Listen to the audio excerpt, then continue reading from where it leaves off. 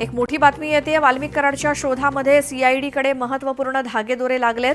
तांत्रिक विश्लेषणात वाल्मिक कराडचा शेवटचा ठाव ठिकाणा हा सीआयडीच्या हाती आलाय। 17 डिसेंबरला वाल्मिक कराड याचं शेवटचं ऍक्टिव्ह मोबाईल लोकेशन हे पुण्यातलं दाखवलं जातंय आणि पुण्यातून फोन बंद करून वाल्मिक कराड पुढे फरार झाल्याची माहिती मिळाली आहे।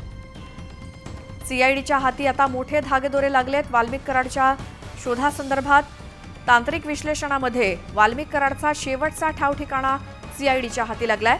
तो म्हणजे 17 डिसेंबरला वाल्मिक कराड याचं शेवटचं ऍक्टिव्ह मोबाईल लोकेशन पुण्यामध्ये ट्रॅक झालंय आणि पुण्यातून फोन बंद करून वाल्मिक कराड हा पुढे फरार झाल्याची माहिती मिळाली आहे। अधिक अपडेट घेऊयात। आमचे प्रतिनिधी वैभव सोनावणे आपल्या सोबत आहेत। वैभव, काय माहिती?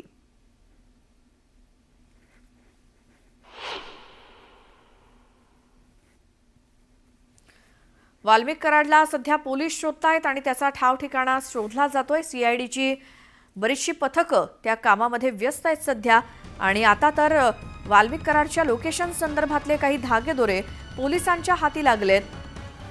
तांत्रिक विश्लेषणामध्ये वाल्मिक कराडचा शेवटचा ठाव ठिकाणा हा सीआयडीच्या हाती लागलाय।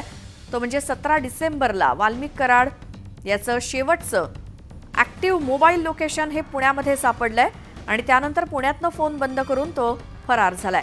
अधिक माहिती घेऊयात। पुण्यातनं आमचे प्रतिनिधी वैभव सोनावणे आपल्या सोबत आहेत। वैभव, काय माहिती? श्वेता, वाल्मिक कराडच्या तपासासाठी सीआयडीची जी पथकं रवाना झाली आहेत त्यांच्याकडून दबाव जो आहे आता तो वाढवण्यात येतोय। दुसरीकडे तांत्रिक विश्लेषणाच्या मदतीनं त्याला शोधायचा प्रयत्न जेव्हा करण्यात आला तेव्हा जी महत्वपूर्ण माहिती सीआयडीला मिळाली आहे त्यामध्ये 17 तारखेला शेवटचं ऍक्टिव्ह लोकेशन जे आहे मोबाईलचं ते सीआयडीला मिळून आलेले आणि ते लोकेशन जे आहे ते पुण्यामध्ये। त्यानंतर वाल्मिक कराडनं त्याचे फोन बंद केले। त्याच्या संबंधित आजूबाजूला जे मोबाईल नंबर्स असतात म्हणजे सोबतचे असलेले कार्यकर्ते जे आहेत त्यांचे सगळ्यांचे फोन एकत्रित बंद करण्यात आले आणि त्यानंतर तो फरार झालेला आहे। त्याचा तपास जो आहे तो सीआयडीच्या जवळपास 30 पथकांकडून वेगवेगळ्या राज्यांमध्ये देशाच्या नेपाळ बॉर्डरवरती बऱ्याच ठिकाणी करण्यात येतोय। त्याचबरोबर पुण्यामध्ये सुद्धा लक्ष केंद्रित करण्यात आलंय सीआयडीकडून, कारण इथं त्यानं शेवटचं त्याचं मोबाईल लोकेशन जे आहे त्याचा ठाव ठिकाणा हा पुण्यातला मिळालेला होता।